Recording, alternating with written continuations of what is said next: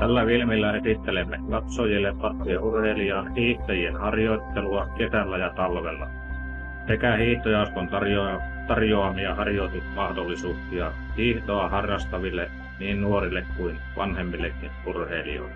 Urheilun asema ihmisen elämässä vaihtelee. Lapselle ja nuorelle urheilu saattaa merkitä harrastusmahdollisuutta, josta voi tutustua moniin lajeihin. Vuosien kuluessa harrastus voi syvetä niin, että vakavasti paneudutaan jonkin lajin hienouksiin. Voipa urheilu nousta elämän pääsisällöksi jossain vaiheessa? Tällöin se vaikuttaa elämän rytmiin ja ajankäyttöön, jopa ammatinvalintaan. Urheilusta on silloin muodostunut hyvä tapa elää.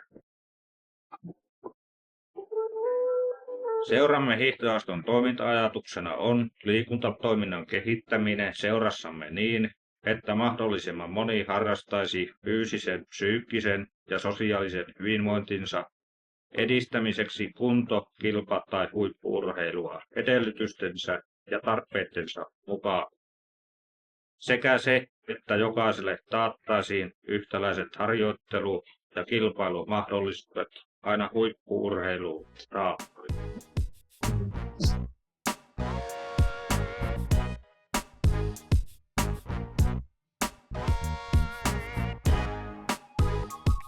Jokaisen harjoituksen aluksi suoritetaan alkuverryttely. Kysyn valmentajalta, mikä alkuverryttelyn tarkoitus on. No, siinä on tarkoituksena saada lihaksisto ja elimistö semmoiseen kuntoon, että sitten pystytään harjoittelemaan ilman loukkaantumisia ja venähyksiä. Eli tarkoitus on valmistautua tuohon tulevassa olevaan harjoitukseen. Kyseessä on pikavoimaharjoitus, eli pyritään saamaan nopeutta lihaksiin. Me on tehty nyt läpi kesän ja syksyn aikana kestovoimaharjoituksia. Ja lajiharjoituskauden ja kilpailukauden lähestyessä niin siirrytään enäämpi pikavoimaharjoituksiin. Rakennetaan urheilukeskusta, siellä myöskin tehdään ajanmukainen punttisali. Sillä punttisalihan tarvitsevat kaikki urheilijat, niin yleisurheilijat, hiihtäjät, pesäpalloilijat kuin muutkin kuntoilijatkin. Nykyajan vaatimuksia, eli kunnassa olisi kyllä suuri tarve kunnon punttisalille, että päästäisiin suorittamaan huomattavasti monipuolisemmin nämä harjoitukset ja tilaa pitäisi olla paljon enemmän. Toi myös yleisurheilujaoston puheenjohtaja, kysymme myös häneltä, onko Pattojen kunnassa tarvetta parempaan punttisaliin, mitä tämä tällä hetkellä oleva on. Joo. Kyllähän varmasti näin on ja nythän meillä lähti seuralta esitys siitä, että tähän uuteen huoltorakennukseen, joka tulee tuonne urheilualueelle, niin tulisi tällainen voimailusali, mutta minä vähän pahan pelkään, että se on vähän myöhässä meidän esitys, että olisi nyt tuo liikuntalautakunnan huomioon asia vähän aikaisemmin, että olisi se sinne saatu, koska sitten lähiaikoina ei semmoista rakentamista ole, mihinkä tämmöinen voitaisiin sijoittaa niin tulossa, niin se voi jäädä pitkäksi aikaa toteutumatta, että tämmöinen pelko on niin olemassa. Tämähän on puutteellinen ja toisessa kerroksessa sekin vaikeuttaa tätä hommaa.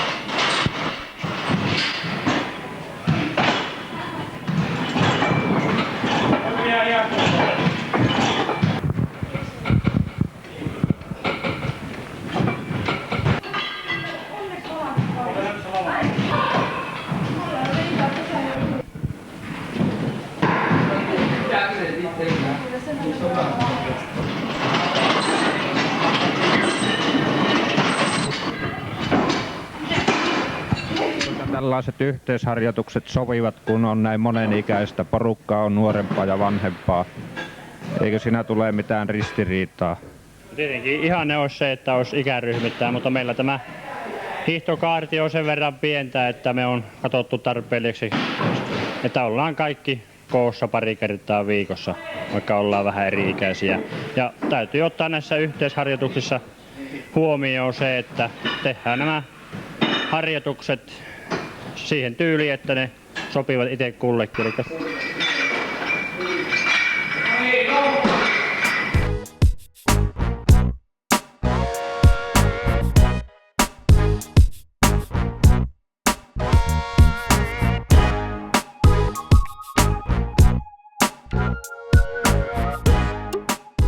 Tässä on tarkoituksena vahvistaa jalkojen ojentajalihaksia, nimenomaan reisiä ojentajalihaksia, jotka hiihtäjälle ovat erittäin tärkeät. Varsinkin nousuissa tarvitaan hyvinkin voimakkaita vedenlihaksia ja tämän tarkoituksena on niitä nimenomaan vahvistaa.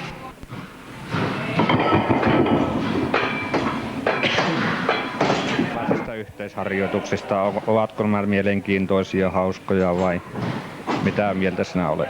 Kyllä ne mukavia, kun ei yksin tarvitse käydä lenkillä. Se välillä mukava on yhdessä niin toisten kanssa. Kuinka kauan sinä olet harjoitellut hiihtoa varten systemaattisesti?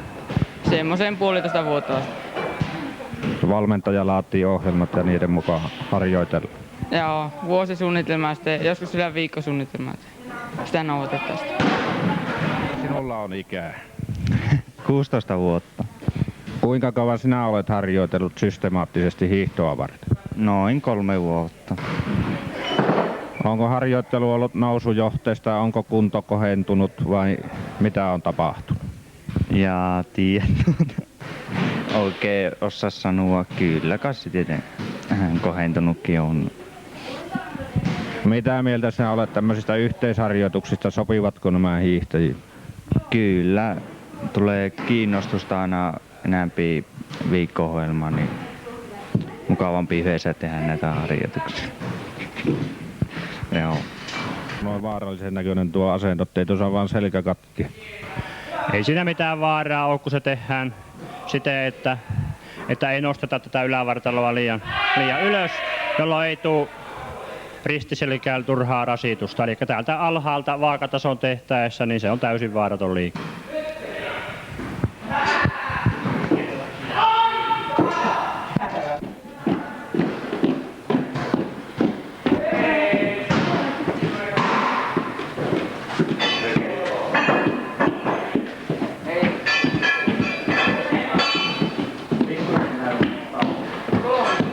Järjestelyä.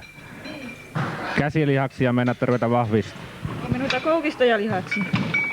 Niin aivan oikein koukistajalihaksia. Tarvitaanko koukistajalihaksia erikoisesti hiihdossa? Kyllä, sitä tarvitaan. Niitäkin lihaksia, niin kuin muitakin. Muitakin lihaksia eikä koukistajalihaksia. Tämä harjoittelu on niin mä niin tosissaan ota tätä harjoittelua. No leikin kannalta aivan. Siinä vain mukana, että Tiina paremmin olisi mukana. Jos Tiinan kanssa lähettäisiin, minä lähtisin. No semmonen 4-7 kertaa. Onko se aika kova harjoitteluta? No ei oikeastaan. Sopii. No vähän liian vähän. Onko sinulla kesän aikana pitkiä lenkkejä? No joskus on tullut tehtyä semmoisia 15 kilometriä, mutta hirveän harva. Oletko sinä näissä yhteisharjoituksissa käynyt joka viikko 2 kertaa viikossa? No kesäaikana mä kävin sauvarinteessa ja nyt syksyllä alkoin kulkeen täällä punttisalilla. Että... Mitä sinä pidät tällaisista yhteisharjoituksista?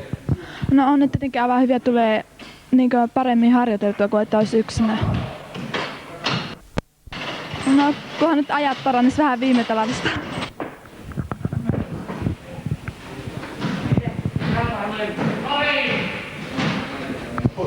Tässä vahvistetaan selän lihaksia, jotka hiihtäjälle on sanoisin melkein tärkeimmät lihakset vartalon lihaksista. Eli selkähän joutuu työskentelemään koko ajan hiihdettäessä ja mikäli selkän lihakset ovat heikot, niin silloin hiihto ei kyllä suju. Hiihto- ja voimaharjoittelu on pääasiassa kestovoiman parantamista. Kuormituksena käytetään yleensä omaa kehonpainoa tai noin 1/3 kehonpainosta olevaa vastusta tai lisäpainoa. Voimaharjoittelu on oikeastaan kestävyysharjoittelua vaikeutetuissa olosuhteissa.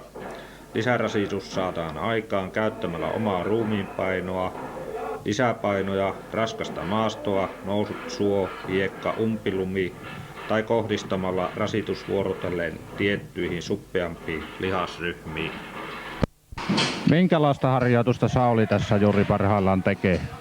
No tässä pyritään nimenomaan tuommoisen lajikohtaiseen harjoitukseen, johon kesäaikana ei ole kovinkaan paljon mahdollisuuksia. Sauvarinne ja rullahiihtoharjoitukset lähinnä täydennetty tämmöisellä vetolaitaharjoituksella, niin antavat sitten semmoisia tietynlaisia hiihtoon liittyviä harjoituksia, joissa tapaillaan sitten sitä hiihtotyyliä ja rasitetaan nimenomaan niitä lihaksia, jotka sitten hiihossa tulevat myöskin rasitumaan.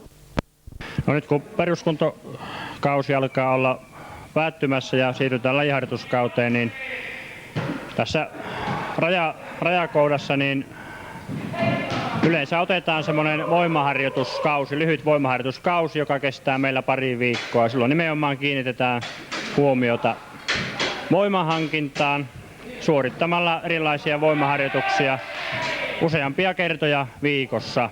Tarkoituksena on ottaa nyt levytankoharjoitus 3 kertaa viikossa, joista 1 on tyypillinen kestovoimaharjoitus ja sitten 2 harjoitusta on pikavoimaharjoituksia.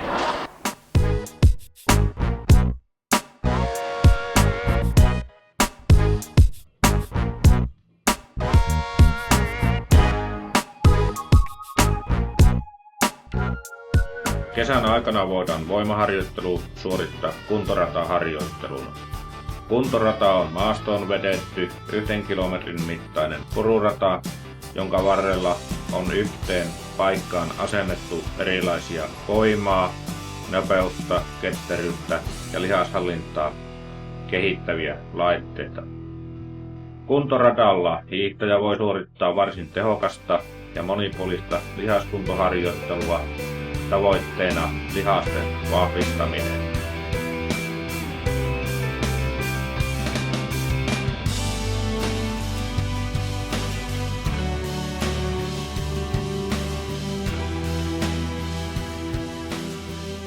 Jokaisen harjoituksen jälkeen suoritetaan venyttelyharjoitus.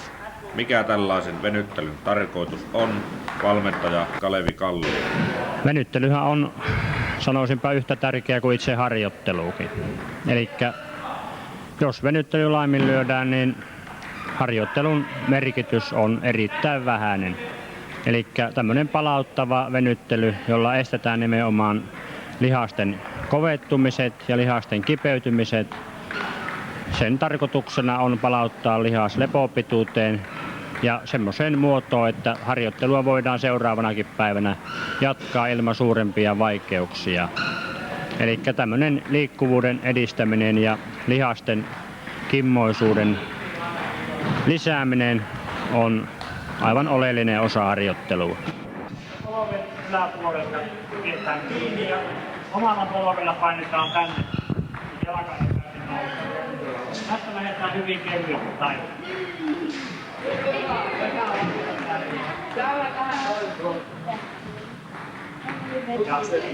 Pikkuhiljaa viedään eteenpäin ja näitä liikkeitä neuvotaan ja sitten on kyllä jokaiselle hiihtäjälle jaettu henkilökohtaisesti tämmöisistä liikkeistä erilaisia malleja hyvinkin paljon, että näitä liikkeitä pystytään myöskin vaihtelemaan ja tekemään sitten yksinään, niin kuin kotiolossa joudutaan monasti tekemään ja omien harjoitusten jälkeen. Ja sen lisäksi on tämmöisiä parittain tehtäviä liikkeitä. Jos sopivaa kaveria löytyy, niin nämä ovat kyllä erittäin tehokkaita. Mutta korostaisin sitä, että kaikki venytykset pitää olla riittävän pitkäkestoisia 30–60 sekuntiin kerrallaan. Muuten niillä ei ole sitä vaikutusta, mikä on venyttelyn tarkoitus.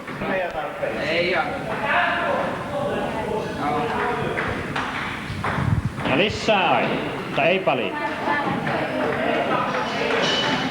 7 on ollut säännöllisesti mukana näissä yhteisharjoituksissa. Eli ei kovin suurta määrää, enemmänkin mukaan mahtuisi varmaan. Ilman muuta kaikki, jotka ovat hiihdosta kiinnostuneita ja tämmöisestä ohjatusta hiihtoharjoittelusta, ne ovat tervetulleita. Ja nimenomaan kaivattaisiin myöskin nuoria mukaan ja kun he ovat vuodesta toiseen mukana, niin siinä taidot karttuu ja pikkuhiljaa siinä sitten kyllä nämä niksit opitaan. No minkälainen on valmentajatilanne? Onko valmentajia riittävästi vai tarvitsisiko niitä kouluttaa lisää? No ilman muuta valmentajatarve on riittämätön tällä hetkellä, tai valmentajia on liian vähän, mutta kuitenkin tämä aktiivinen hiihtojoukko on sen verran pieni, että tälläkin valmentajajoukolla kyllä tullaan toimeen, mutta nimenomaan lasten ja nuorten ohjaajia tarvittaisiin, jotka pitäisivät säännöllisesti yhteisharjoituksia viikoittain semmoisillekin hiihtäjille, jotka nyt eivät välttämättä ole vielä kilpahiihtäjiä, vaan ovat nimenomaan tommosia harrastelijoita ja pikkuhiljaa sieltä sitten tulevat mukaan tähän varsinaiseen kilpailutouhuun. Eli tuommoista lasten hiihtokoulutoimintaa tarvittaisiin hyvinkin paljon ja vetäjiä näille eri puolille pitäjää. Harjoituksen tarkoituksena on kerrata nämä perinteiset hiihtotyylit, eli vuorotahtihiihto, tasatahtihiihto ilman potkua ja sitten yksipotkunen tasatahtihiihto. Ja sitten uutena asiana, eli varsinaisena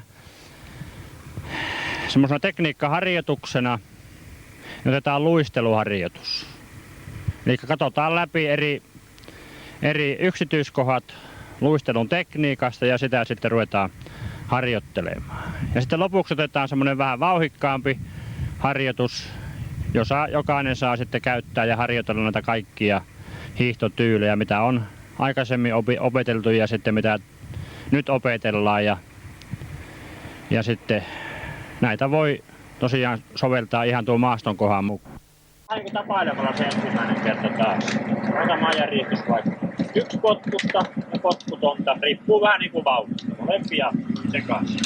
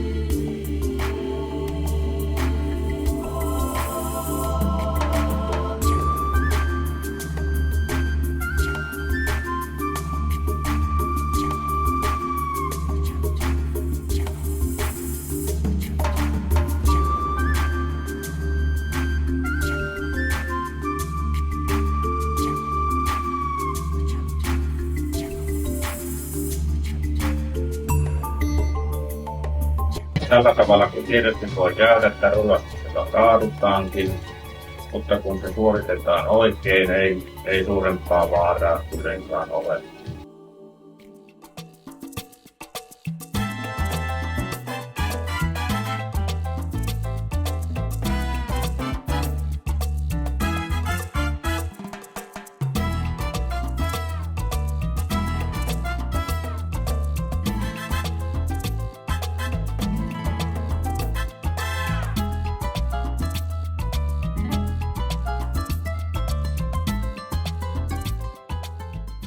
Rullahiihto on viime vuosina yhä yleisemmäksi tullut harjoitustapa, jonka avulla voidaan kehittää hapenkuljetusjärjestelmää vähintään yhtä tehokkaasti kuin juoksuharjoittelulla. Lisäksi se on erinomainen tapa kehittää käsien ja ylävartalon kestävyyttä ja lihaskuntoa. Rullahiihto antaa vaihtelua kesäharjoitteluun ja on erityisen mielekäs silloin, kun vammat estävät juoksuharjoittelun. Rullahiihto helpottaa syksyllä siirtymistä lajiharjoitteluun. Rullahiihto on vain yksi tapa harjoitella, joka ei saa aiheuttaa muun tehokkaan harjoittelun laiminlyöntiä. Rullasuksilla tulee hiihtää, tien vasenta laitaa. Pimeällä hiihdettäessä käytetään aina heijastimia ja heijastimia kartoina maassa.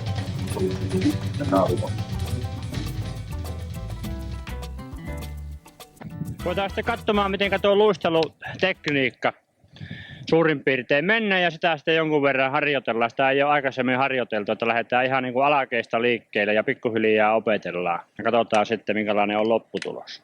Eli työntöhän on täysin sama niin kuin on tasatahtisessa. Siinä ei ole mitään eroa. Ainoastaan se ero ehkä, että työntö on lyhyempi. siinä on kaikista ratkaisevissa tuo tasapaino.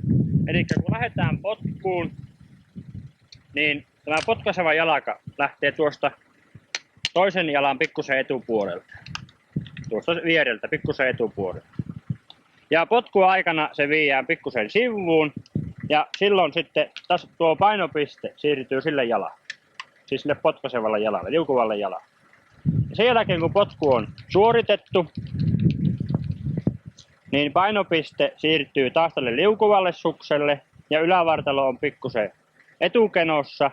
Ja välittömästi potkun jälkeen, kun potku on suoritettu, siirretään tuo potkaiseva suksi tähän liukuvan suksen viereen. Siis vielä uudestaan. Lähdetään työntöön ja potkuun.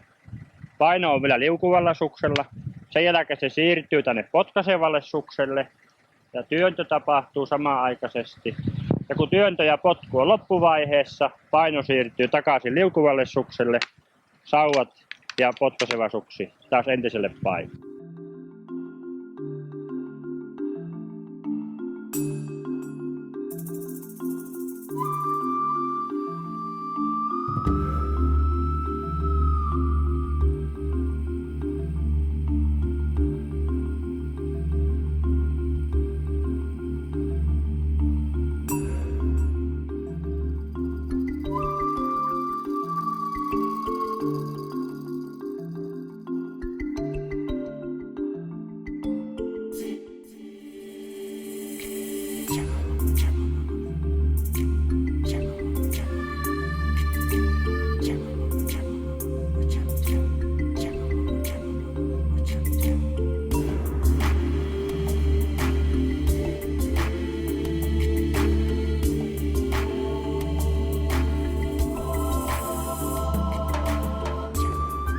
Mitä tavallisessa tasatahtihiihdossa. Siis ei tehdä nyt tätä liikettä ollenkaan. Ylävartalo liikkuu koko ajan suhteellisen vähän ja kädet tekee sen työn.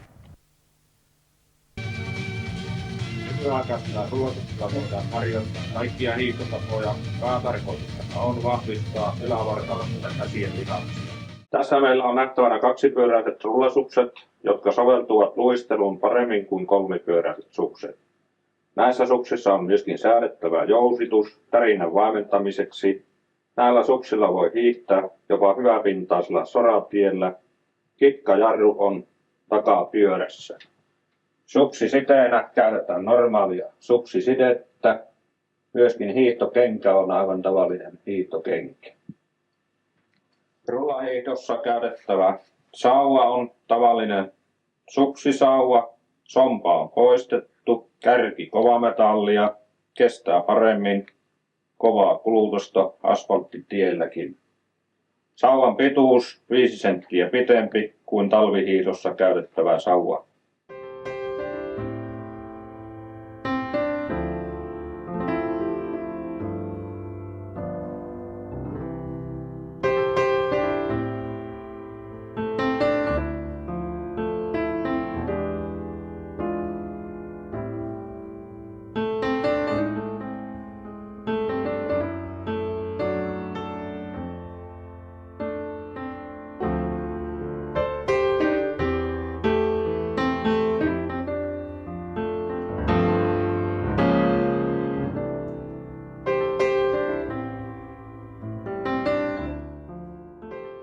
Hiihtäjän vuosi jaetaan 5 eri kauteen. Peruskuntokausi 1, joka käsittää touko-heinäkuun. Tavoitteena on luoda pohja syksyä kohti lisääntyvälle ja tehostuvalle harjoittelulle. Peruskuntokausi 2 käsittää elokuu ja lokakuu. Harjoittelu jatkuu samantyylisenä kuin edellisellä kaudella suorituskykyä parantavien harjoitusten määrää ja harjoitustehoa lisätään syksyä kohti. Lajiharjoittelukausi marras-tammikuu. Harjoitusmäärä on suurimmillaan lajiharjoituskauden alkuosassa ja harjoitusteho sen loppuosassa. Kilpailukausi tammikuusta maaliskuuhun. Harjoitusmäärä suurimmillaan 6-8 viikkoa ennen pääkilpailuja. Kilpailukauden harjoittelun päätavoite on nopeuden, herkkyyden ja kilpailuvireyden löytäminen. Varsinainen kunto on luotu jo aikaisemmin. Siirtymäkausi huhtikuu. Siirtymäkauden harjoittelua ei ole etukäteen ohjelmoitu, silti saatetaan harjoitella joka päivä. Siirtymäkauden tulee muodostua virkistäväksi ja kuntouttavaksi välivaiheiksi ennen uuden harjoitusvuoden alkua. Seuraavassa kaaviossa näemme yhteenveton huipulle tähtäävän harjoittelun etenemisestä. Nappula-ikä 6-10 vuotta, perusvalmennuskausi 11-15 vuotta, huipulle valmistuva kausi 16-18 vuotta, huippukausi 19-35 vuotta. Seuraamme hiihtäjien aerobik-liikuntaa. Aerobik-jumppa soveltuu myöskin hyvin hiihtoharjoittelun lomaan rentouttavana lihaskuntoharjoituksena.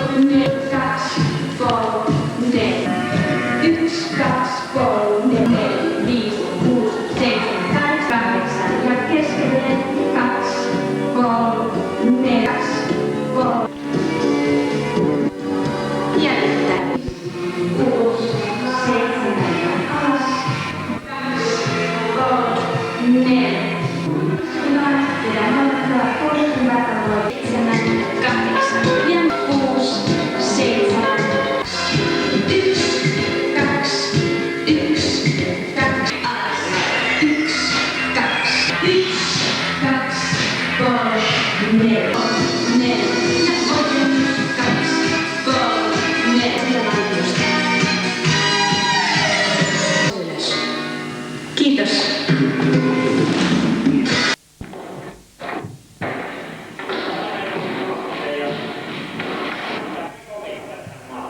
Tässä hiihtäjät harjoituksensa päätteeksi ovat innostuneet pelaamaan sähköä.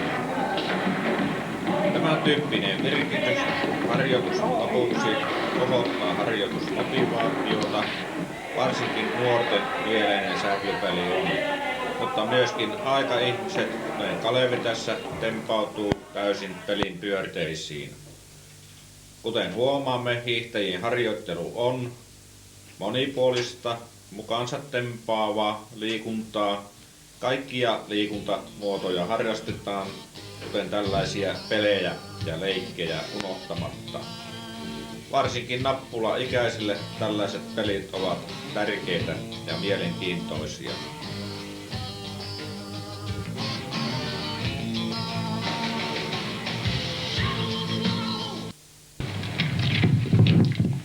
Sauvarinen harjoitus soveltuu varsin hyvin yhteisharjoitukseksi, jolloin urheilijat jaetaan kunnoltaan samantasoisiin ryhmiin. Ryhmäharjoituksissa on oikea harjoitustehon ja suoritustekniikan opettaminen ja valvominen helpompaa kuin yhden urheilijan harjoituksissa. Harjoitustehoa tarkkaillaan mittaamalla sykettä, jotta harjoituksesta tulee sellainen kuin on tarkoituskin.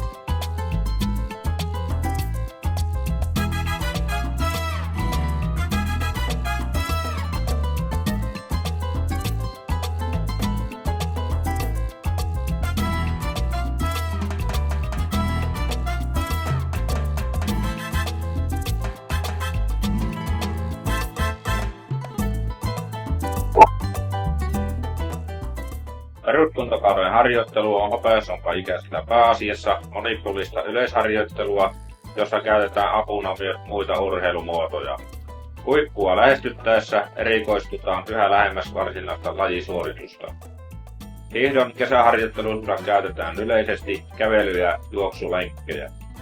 Kävely- ja juoksulenkit tehdään yleensä tasavauhtisina kestoharjoituksina. Kävelyllä tarkoitetaan hiihtokävelyä pikamarssina ripeästi askeltaen. Lyhyet lenkit juostaan kovavauhtisina sekä mäki- tai suoharjoittelulla tehoa lisäten.